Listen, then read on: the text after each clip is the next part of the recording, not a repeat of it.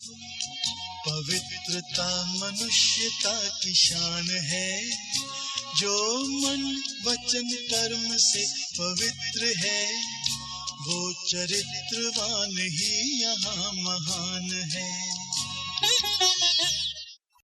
ओम शांति।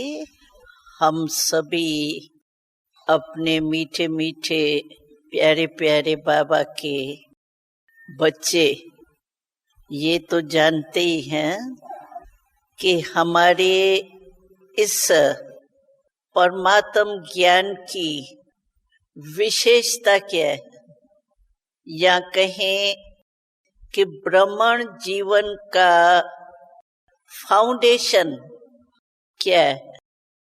जैसे फाउंडेशन अगर कच्चा होता है तो बिल्डिंग भी गिरती रहेंगी, हिलती रहेंगी।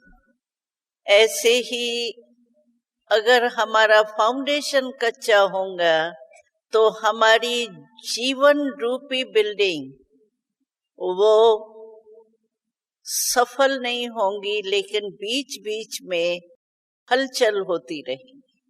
वो फाउंडेशन है हमारा पवित्रता का।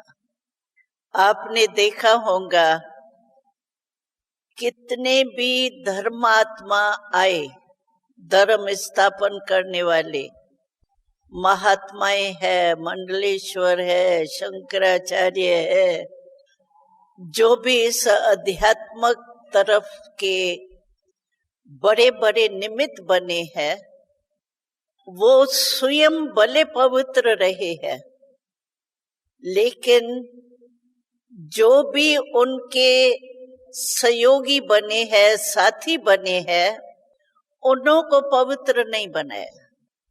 हमें याद है तो हम लोग जब छोटे बच्चे थे, हैदराबाद में थे, पाकिस्तान अभी है, तो हम छोटे छोटे बच्चों के रूप में ही आए थे बाबा के पास। तभी ये अमृत वेले का योग नहीं होता था। हमको बाबा टीचर्स द्वारा ड्रिल कराता था, उठते ही ड्रिल करते थे, और ड्रिल के बाद हमको बाबा घूमने के लिए बगीचे में भेजते थे। वो बगीचा बहुत बड़ा था, तो हम लोग एक तरफ खेल वगैरह करते थे और दूसरी तरफ उसी बगीचे में कई महात्माएं आपस में जैसे डायलॉग किया जाता है, संवाद किया जाता है, इसी रीति से वो ग्रुप उन्हों का भी आता था। वो भी रोज आते थे, हम भी रोज जाते थे। तो वो अपने गीत भी गाते थे और आपस में रूह-रिहान बातचीत भी करते थे। तो हमको बाबा ने आते ही, चाहे माताएं, चाहे भाई, चाहे बच्चे, सभी को पहला मंत्र दिया, पवित्र बनो, योगी बनो। तो हम लोग तो पवित्रता, हम तो थे ही बच्चे, तो भी बाबा ने मन वाणी से पवित्रता कर्म में क्या होती है उसकी शिक्षा हम बच्चों को भी दी। और साथ साथ आपको मालूम होगा कि हमारे ही इस ईश्वरी विश्वविद्यालय में जो युगल आते हैं, उन्हों के लिए भी बाबा ने पवित्रता का नियम पक्का रखा है। आप सब पवित्र हो ना, हाँ? भाई भी है, बहनें भी है, तो आप सब ब्रह्मचर्य में तो रहते हो ना? रहते हो? रहते हो? हाथ उठाओ। पक्का? हाँ, पक्का रहते हैं कि थोड़ा थोड़ा कच्चा? नहीं, पक्का। अच्छा, बहुत मुबारक हो। तो बाबा कहता था कि ये सन्यासी जो है वो कहते हैं कि हमारे ये फॉलोअर्स है। फॉलोअर्स का अर्थ ही है फॉलो करने वाले। लेकिन सन्यासी कभी भी अपने फॉलोअर्स को ये नहीं कहेंगे कि आप ब्रह्मचर्य में रहो, खुद रहेंगे। अपने युगल को छोड़ के जंगल में जाएंगे, करेंगे, खुद करते हैं। वो भी कोई करते हैं कोई नहीं, लेकिन खुद फिर भी रहेंगे, लेकिन फॉलोअर्स को नहीं कहेंगे। तो बाबा ने एक दिन कहा, हम सब बच्चे थे ना, तो बाबा ने कहा सबसे छोटे में छोटी बच्ची कौन सी है? उसने हाथ उठाया। बाबा ने कहा तुम छोटी हो ना, तुमसे बाबा एक कमाल कराने चाहते। तो सभी में नशा तो था, आए थे, बाबा का ज्ञान था, बाबा की दृष्टि, बाबा का प्यार। उसने कहा बाबा आप जो कहेंगे हम करेंगे। और बाबा ने कहा सबसे छोटे में छोटी कुमारी जो भी है वो इन सन्यासियों के पास जाए और इनसे पूछे कि तुम कहते हो हमारे इतने फॉलोअर्स है, तो फॉलोअर्स का अर्थ तो है फॉलो करे। तुम पवित्र रहते हो, वो तो अपवित्र रहते हैं, तो फॉलोअर्स कैसे हुए? फॉलो तो किया ही नहीं आपको। तो ये प्रश्न जाके पूछो। तो वो कुमारी गई, सन्यासियों के झुंड में गई, और उसने जाके ये प्रश्न पूछा। छोटी थी ना, तो उन्होंने बुरा नहीं माना, वो हंसने लगे। जैसे छोटी बच्ची को देखे वही बच्ची पूछती है, हाँ क्या पूछती, कैसे, ऐसे हंसी में अच्छे रूप में बैठे थे। तो उसने उनसे पूछा कि मेरा एक प्रश्न है। वो वायरे हो गए, अभी छोटी सी कुमारी क्या प्रश्न पूछेगी। तो उसने प्रश्न तो बड़ा ऊंचा पूछा, फॉलो क्यों नहीं करते? तो कहते हैं वो भी हंसी में ही कह रहे थे, कहते थे अरे बच्ची, अगर हम उन्हों को भी पवित्र बनाए तो हमारा शरीर निर्वाह कहाँ से होगा? हम तो भूखे रहेंगे। तो बच्ची जो है वो सुन करके कहा आप तो फिर तो फॉलोअर्स तो नहीं हुए। वो छोटी बच्ची पढ़ के तो गई थी ना। तो वो हंसने लगे। वो आ गई, बाबा को आके सुनाया। हम तो बगीचे में, बाबा नहीं हमारे साथ होता था, जब हम गए घर में तो बाबा को सुनाया। तो बाबा वो कहते हैं कि अगर हम फॉलोअर्स को भी ब्रह्मचर्य में रखें तो वो भी घर छोड़ देंगे, फिर हमारा शरीर निर्वाह कैसे चलेगा? हम तो भूखे मर जाएंगे। तो बाबा ने कहा देखो, बाबा ने कहा ये बिल्कुल ही गेरू कफनी पहनने वाले जो है ना, ये मक्कर है। मक्कर नहीं होते खेती को खाने वाले, वो भी गेरू होते। तो बाबा ने कहा बच्चा ये है ही मक्कर, जो गृहस्थियों का खेती सारी खा जाते हैं, पैसा सारा खा जाते। तो देखो हमारी इस संस्था में विशेषता ये है कि जो भी आता है पहले उसको यही कराया जाता है कि तुमको पवित्र बनना पड़ेगा। आप सभी को भी यही पाठ मिला, और अगर आप सेवा करते हो तो यही। और हमको अभी भी जो भी बड़े बड़े ये नेताएं हैं, महात्माएं हैं, महामंडलेश्वर भी यहाँ आए थे, उन्हों का सम्मेलन रखा था, जो हरिद्वार में बड़े बड़े क्षेत्र बना करके बैठे हुए हैं, वो आए थे। तो वो सभी कहते हैं कि आपका ज्ञान और योग तो बहुत बढ़िया है, हमारा इतना अच्छा नहीं है जितना आपका अच्छा है, लेकिन आपके पास संख्या कम आती है, हमारे पास संख्या बहुत आती है, लाखों। आप थोड़ा पवित्रता को हल्का करो तो आपके पास संख्या बहुत आएंगी। हम लोगों ने कहा हमको संख्या चाहिए ही नहीं।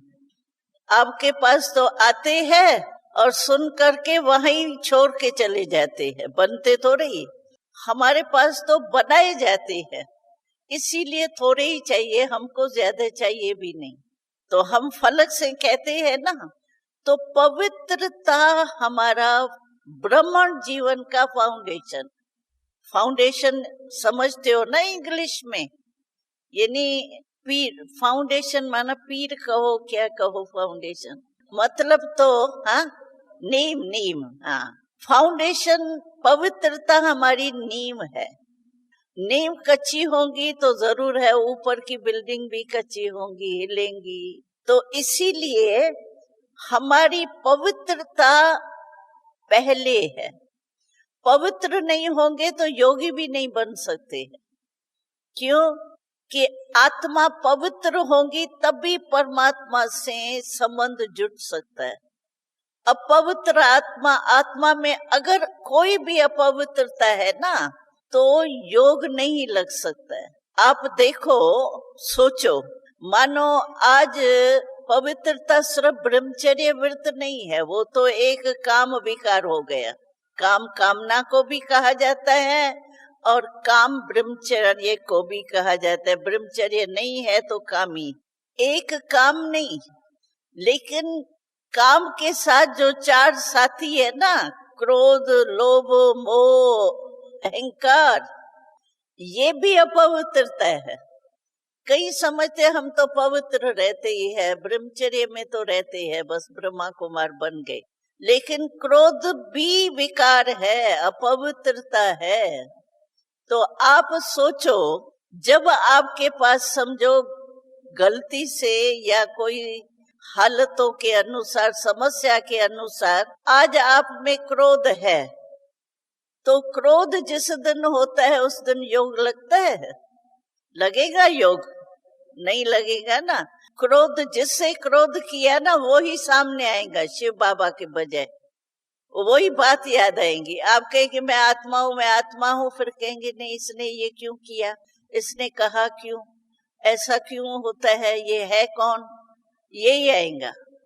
तो इसीलिए पवित्रता ही हमारा आधार है। पवित्रता में 5 ही, विकार अपवित्र।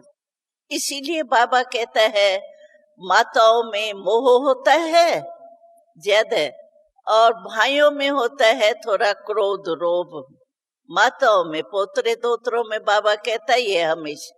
बच्चों में इतना नहीं होता जितना पोतरों दोतरों में होता है। जैसे वो कहते हैं ना, मूर में नहीं होता, ब्याज में बहुत वो दिलचस्पी होती है। तो बाबा कहते हैं अगर मोह है आप में तो भी पवित्रता का फाउंडेशन पक्का नहीं। देह भान है, अवमान है, ज्ञान में आने के बाद भी अहंकार आता है। ज्ञान में आने के बाद अहंकार क्या आएगा आपको? मैं बहुत अच्छा भाषण कर सकती हूँ, मेरा योग बहुत अच्छा है, मेरे को क्यों नहीं ये समझते हैं कि मेरा योग अच्छा है, मेरा भाषण अच्छा है, मेरे को पूछते ही नहीं। दूसरे को चांस देते, मेरे को देते ही नहीं है। तो ये क्या हुआ? अवमान हुआ ना, अपने विशेषता का अहंकार, अवमान। और अवमान अगर आप में किसी भी प्रकार का है, देह का भी है, मैं आत्मा नहीं हूं, मैं देह हूं, देह में भी आ जाते हैं, तो वो भी देह का भान, ये भी तो अपवित्रता है ना, क्योंकि मैं देह तो हूं ही नहीं। इसीलिए बाबा कहते हैं आत्म अभिमानी बनो, आत्म अभिमानी बनो, अपने को आत्मा समझो। हर मुरली में कितने बारी होता है ये, अपने को आत्मा समझो। बच्चे आत्मा हो, बाबा आत्मा को देख रहा है, बाबा आत्मा से बात कर रहा है, होता है ना, हर मुरली में होगा। और एक बारी भी नहीं होता है आत्मा का पाठ, अनेक बार मुरली में होता है। तो देह भान, देह अहंकार, ये भी अपवित्रता है। तो हमको अपने को चेक करना है। अभी क्रोध का तो अनुभव सभी को होगा। ऐसा कोई है जिसने कभी क्रोध किया नहीं हो बचपन से अभी तक, या अनुभव ही नहीं हो क्रोध क्या होता है, मनसा में या वाणी में या संबंध संपर्क में? कोई है कोई? वो उठो, उसको गुलदस्ता दिया जाएगा। है कोई? भाई, भाइयों में, माताओं में, हाँ? देखो, क्रोध का तो अनुभव सभी को होता है। हाँ? हम अमेरिका में गए ना, तो वहां फंक्शन था, तो फंक्शन में हमने सभी से ये पूछा, हमने कहा क्रोध तो सभी को अनुभव होगा, कोई है जिसको हम गुलदस्ता देंगे, प्रेजेंट देंगे? कोई ने नहीं हाथ उठाया। सारी बड़ी सभा थी, कोई ने नहीं हाथ उठाया। यहाँ भी वर्ग वाले आते हैं ना, वहां ऊपर चलता है डायलॉग, उनसे भी हम पूछते हैं। अभी तक एक सिरदार था जिसने कहा मैंने क्रोध नहीं किया। अभी तक तो मेरे अनुभव में एक ही ने हाथ उठाया, और कहाँ भी किसी भी शहर में किसी भी वर्ग वाले जो यहाँ भी आते हैं क्लासेस में भी कोई ने नहीं हाथ उठाया। तो क्रोध क्या है? वो पवित्रता थोड़ी। और क्रोध अगर आ जाता है तो उसका मतलब है तो आत्मा में कंट्रोलिंग पावर नहीं है। हम सभी को कहते हैं, देखो क्रोध होता है जीभ से, और जीभ कितनी 2.5 इंच की जीभ है, जीभ कितनी छोटी है।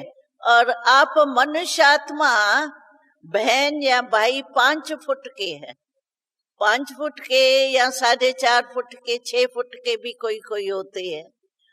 5 फुट के मनुष्य आत्मा अपने 2.5 इंच के जीभ को कंट्रोल नहीं कर सकती। तो देखो क्या कमजोरी है आत्मा। फिर कहते हैं बहन जी, एक बारी क्रोध करके आते हैं ना, तो बहनों को टीचर्स आके कहते हैं, आप नहीं कहते तो आपके बच्चे आके कहते हैं, दादी आज मेरी मम्मी ने क्रोध किया, आप इसको टोली नहीं देना।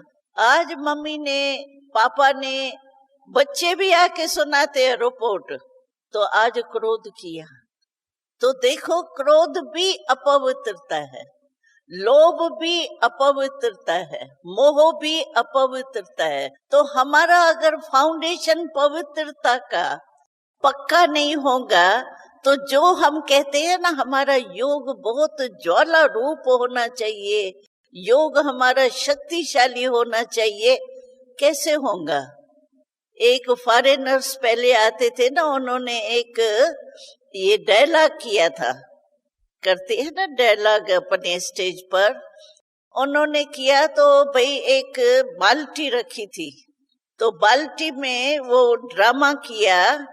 तो देखो मेरा मन रूपी बाल्टी जो है उसमें बाबा हमको शक्ति देता है, पवित्रता की शक्ति, शांति की शक्ति, सब शक्तियां देता है। लेकिन मेरा जो बाल्टी है ना, बकेट, उसमें सोराख है, तो सोराख होने के कारण मेरी शक्ति निकल जाती। तो ये सोराख होते हैं, काम, क्रोध, लोभ, मोह, अहंकार, ये सोराख है। हमारी बुद्धि समझो एक बाल्टी कहो या बर्तन कहो, कुछ भी कहो, हमारे बुद्धि में वो नहीं कहते हैं। कोई भाई था, उसको पानी चाहता था, बारिश पड़ रही थी, पानी इकट्ठा करने गया, लेकिन सोराख वाला परून लेके गया तो बूंद एक भी नहीं थी। तो अगर हम योग लगाते भी है, कोशिश करते हैं बस समय पर मेरी शक्ति काम में आवे, क्योंकि क्रोध को जीतने के लिए चाहिए सहन शक्ति।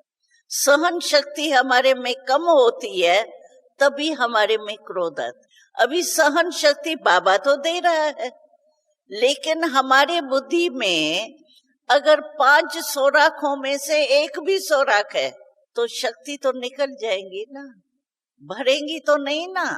और भरेंगी नहीं शक्ति तो योग हमारा शक्तिशाली नहीं होगा, बस रिपीट करते रहेंगे, जैसे कमेंट्री करते हैं ना, मैं आत्मा हूँ, हाँ आत्मा हूँ, अच्छा परमात्मा मेरा पिता है, ठीक है, फिर परम धाम है, फिर मैं आत्मा परम धाम से आई हूँ, बस रिपीट करते रहेंगे, वो अनुभूति नहीं होगी। कारण क्या होता है, कई कहते हैं बहन जी योग जितना चाहिए ना शक्तिशाली उतना होता नहीं। कारण पहले ढूंढो, कारण ढूंढ के हर एक चेक करो अपने आप को, क्योंकि दूसरा ये नहीं कर सकता है। आपके मन की गति आप ही जान सकते हो, या जानी जाननहार परमात्मा जान सकता है, आत्माएं नहीं जान सकती है। आत्माएं तो आपके शिकल से सिर्फ ये कहेंगे आज इसकी शिकल थोड़ी मूंजी हुई है, बहनें जो है टीचर जो कहेंगे भाई आज क्या हो गया, इतना कह देंगी, बाकी क्या है वो नहीं बता सकेंगे। इसीलिए आप अपने आप को चेक करो, पहले ढूंढो कौन सा विकार हमको योग के सब्जेक्ट में बेकार कर रहा है, और उसके ऊपर विशेष अटेंशन दो, पुरुषार्थ करो। भाई मेरे में क्रोध नहीं है, लेकिन थोड़ा देह भान है, या मोह है, या लोभ है, ये भी हो, ये भी हो, ये भी होना चाहिए, ये भी होना चाहिए। तो ये चेकिंग नहीं करेंगे ना तो चेंज भी नहीं कर सकेंगे। इसीलिए पवित्रता, बाबा ने बहुत अच्छी बात सुनाई थी कि सिर्फ यहाँ ब्रह्मचर्य व्रत को पवित्रता नहीं कहा जाता है। वो तो आजकल हमने देखा है, समय की हालतें देख करके कई कुमारियां जो है वो शादी नहीं करती है, अपवित्र यानी ब्रह्मचर्य व्रत को कायम रख शादी नहीं करती है। कहती है शादी में देख लिया है क्या होता है। वो नौकरी करती है और अपने उसमें बिजी रहती है। तो ब्रह्मचारी वो भी रहती है। हम भी ब्रह्मचर्य में रहे और हम समझे बस पवित्र हो गए, नहीं। पवित्रता माना संपूर्ण पवित्रता। पांचों में से कोई भी अगर है हमारे में, उसको खत्म करना चाहिए। इसीलिए योग जो है ना वो शक्तिशाली नहीं होता है। योग लगता भी है कईयों का लगता है, लेकिन मेजॉरिटी हमने देखा है जो भी बच्चियां हुई है ना, उसमें यही सभी की रिपोर्ट होती है कि पावरफुल योग नहीं है। तो समय ऐसा नाजुक आ रहा है, उसमें हमको पावरफुल योग की आवश्यकता है। कई भाई बहनें कहते हैं कि योग लगाते तो है हम, लेकिन कामकाज में बहुत बिजी रहते हैं ना, जिम्मेवारियां है ना बहुत, इसीलिए हमारा योग जो है वो टूट जाता है।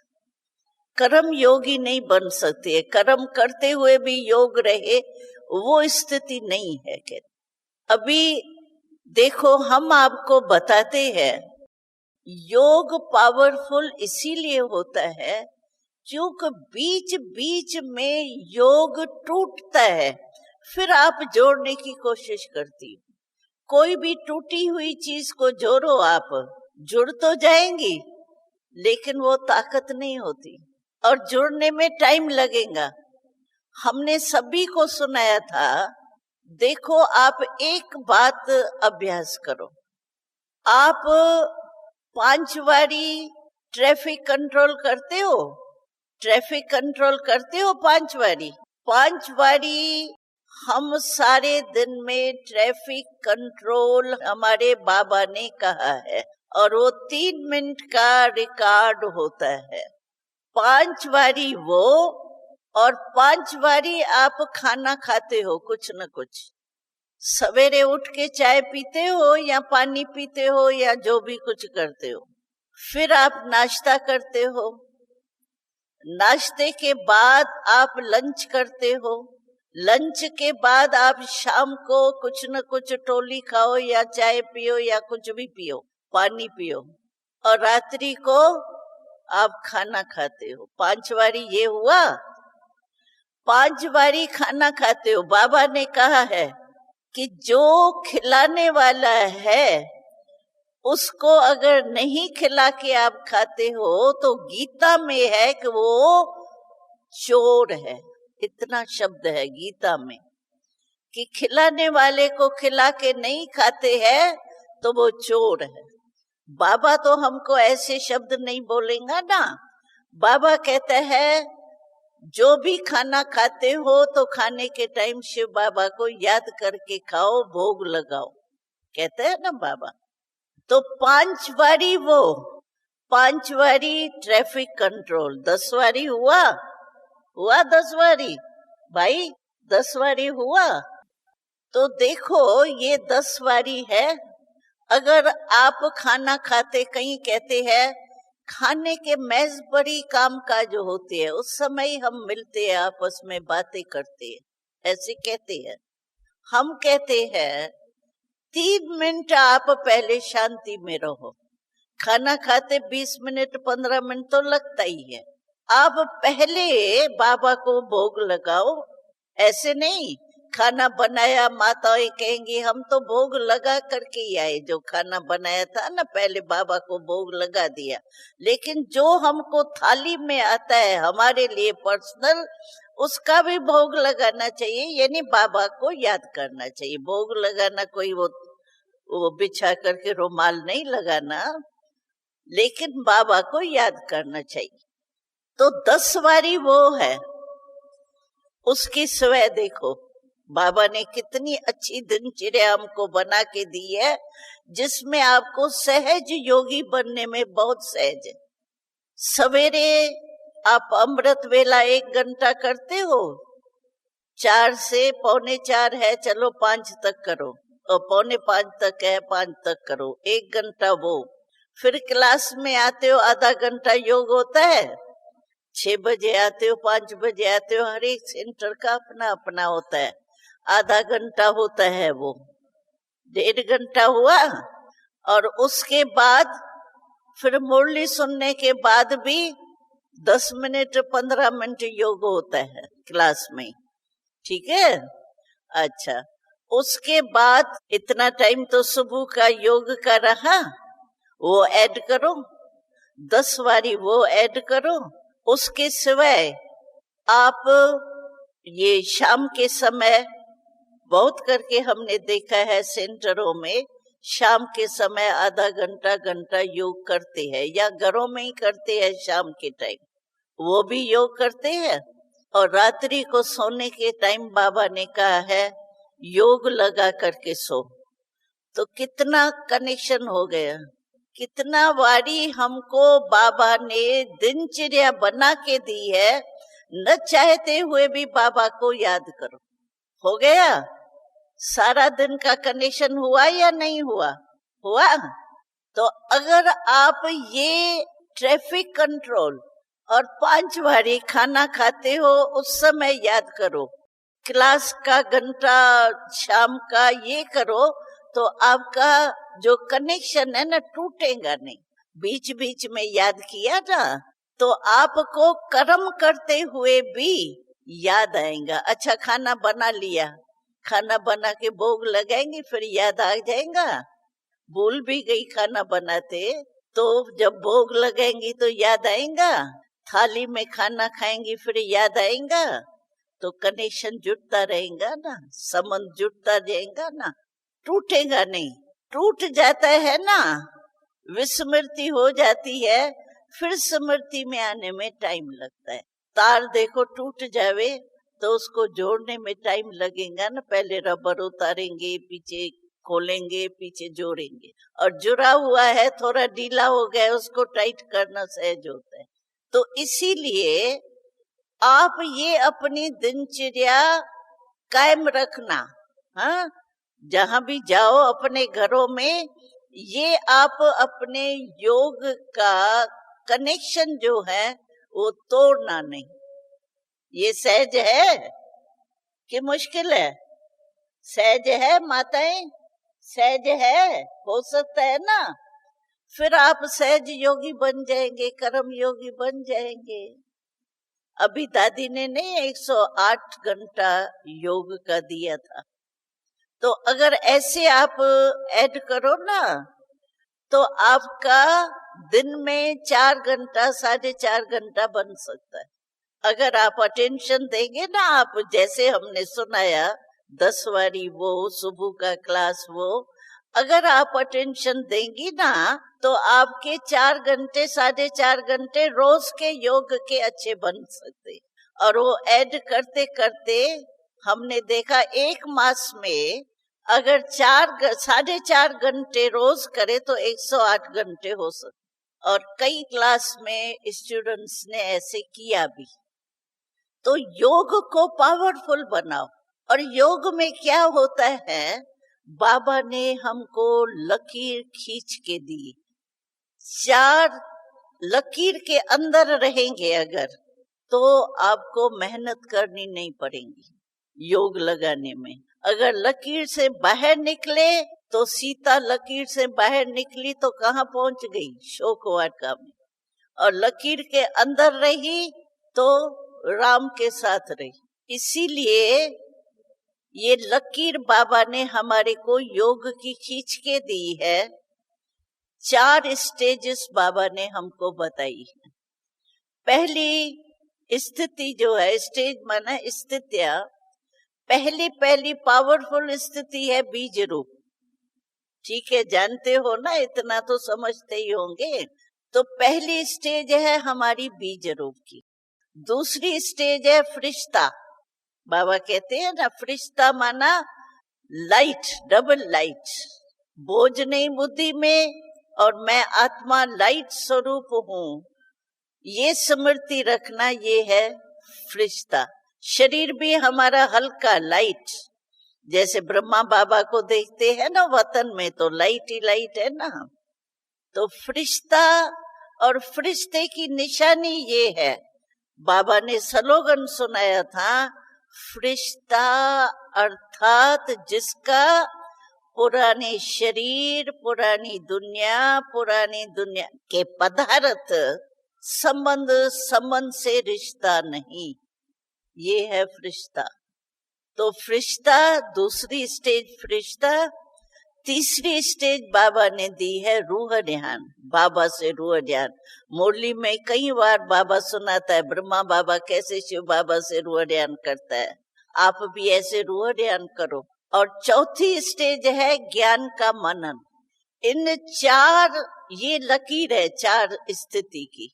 अगर मानो आपका बीज रूप की स्टेज में बुद्धि नहीं लगती है, क्योंकि कोई बातें ऐसी हो जाती है ना, तो बीज रूप नहीं बन सकेंगे।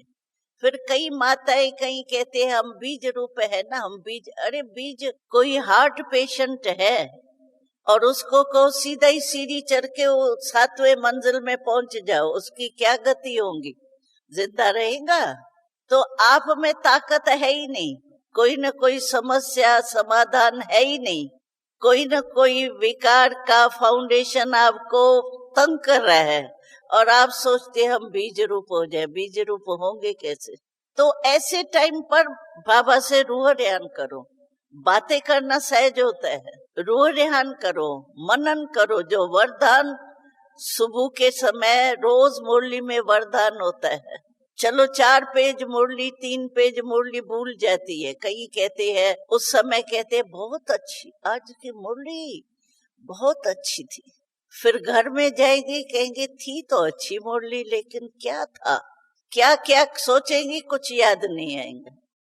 अच्छा वरदान, अच्छा भाई 3 पेज नहीं याद आता है, हो सकता है क्योंकि पुराने शरीर है ना, तो नहीं भी याद आया। अच्छा, लेकिन वरदान तो छोटा होता है। चलो मुरली सारी नहीं याद आई, वरदान को याद करो, उसको मनन करो। बाबा का मतलब क्या था, क्यों कहा, कैसे हो सकती है ये स्थिति, ये 5 शब्द में मनन करो। 5 शब्द क्या है? कोई भी बात हो ना, माया भी इस 5 शब्दों से आती है। और अगर आपको मनन करना है तो भी 5 शब्द है। वो है क्यों, क्या, कौन, कब, कैसे। ये 5 शब्द है। क्यों, क्या, कब, कैसे, कौन, ये 5 शब्द है। अच्छा, आप भाषण करने चाहती हो तो इन 5 शब्दों को आप मनन करो। मानो शिवरात्रि पर आप भाषण करने चाहती हो, तो पहले सोचो शिवरात्रि, शिव बाबा का परिचय क्या है, शिव बाबा कौन है, कब आता है, कैसे आता है, क्या आके करता है, सारा भाषण आपका तैयार हो जाएगा। और माया जो है वो भी इन 5 शब्दों से आती है। माया के व्यर्थ संकल्पों का गेट है क्यों। पहले आता है ये क्यों हुआ, ये क्यों कहा, ये क्यों करते हैं। ये क्यों शब्द जो है ना, वो व्यर्थ संकल्पों का गेट है। और जब क्यों शुरू होता है तो व्यर्थ संकल्प की क्यों लग जाती। तो मम्मा कहती थी, हम लोग छोटे थे ना जब भी, तो मम्मा कहती थी देखो ये व्यर्थ संकल्प या माया जो है ना, वो इन 5 शब्दों से आती है। क्यों, क्या, कौन, कब, कैसे। भाषण भी इसी से तैयार कर सकती हो, मनन भी इसी से कर सकती हो, लेकिन माया के भी रास्ते यही है। तो मम्मा कहती थी ये सारा क्या आता है, देखो क्या, क्यों, कौन, कब, कैसा, सब में क्या आया ना। तो मम्मा कहती थी क्या कौन करता है, कौन करता है, कौवा। हाँ, क्या कौवा करता है ना। तो मम्मा कहती थी तुम कौवा बन गई, क्या किया, कौवा नहीं बनो, तुम तो होली हंस हो। और हंस जो होता है वो सफेद सफेद होता है, कौवा कितना काला होता है। कौवा आएगा तो उसको भगाएंगे, हंस आएगा कहेंगे अरे वो तो देखते रहो सफेद बहुत अच्छा है। और उसकी हंस की विशेषता क्या है, कंकर और रतन उसको अलग करता है। रतन चुगता है, कंकर को अलग फेंक देगा। तो हमारा भी तो काम यही है ना, ज्ञान की बातें सोचना, माया की बातें छोड़ देना। तो हम सफेद होली हंस है, कौवा नहीं है। तो मम्मा कहती थी तुम हंस बनेंगी या कौवा बनेंगी। तो हम कहते थे मम्मा कौवा तो अच्छा नहीं है। तो कहती थी फिर क्यों, कहा क्यों, अभी कौवा नहीं बनो, ये छोड़ दो। हमको मम्मा छोटे होते ये शिक्षा देती थी। तो जब भी ये क्यों क्या का माया के रूप में आवे ना, तो समझो हम कौवा बन रहे। कौवे को सामने लाएंगे ना तो आपको नफरत आ जाएगी, और हंस को सामने लाएंगे तो मुस्कुराने लगेंगे, है ना, फर्क तो होता है ना। तो सुना, अगर आपको मुरली भूल जाती है तो वरदान याद करो, रिपीट नहीं करना। बाबा ने ये कहा, रिपीट नहीं करना, उसके मनन में रहो। बाबा ने ये क्यों कहा, इसका रहस्य क्या है, उसको हम जीवन में कैसे लाएं, इसको कहते हैं मनन करना। इसीलिए वरदान को याद करो। अच्छा, वरदान भी भूल जाता है मानो आपको, तो स्लोगन तो एक लाइन होती है। अच्छा, स्लोगन के ऊपर ही सोचो, मनन करो, स्लोगन के ऊपर सोचो। अगर स्लोगन भी भूल जाता है, मानो एक लाइन भी याद नहीं रहती है, तो एक शब्द याद रह सकता है, वो कौन सा है, बाबा। तो बाबा सिर्फ कहते नहीं रहना, बाबा, मीठा बाबा, प्यारा बाबा, ये तो जैसे राम राम कहा वैसे मीठा बाबा कहा। लेकिन मीठा क्यों है, प्यारा क्यों है, हमको क्या बनाया बाबा ने, हमको क्या दिया है बाबा ने, वो सोचो। तो वो सोचने से आपको शक्ति आएगी। ओम शांति।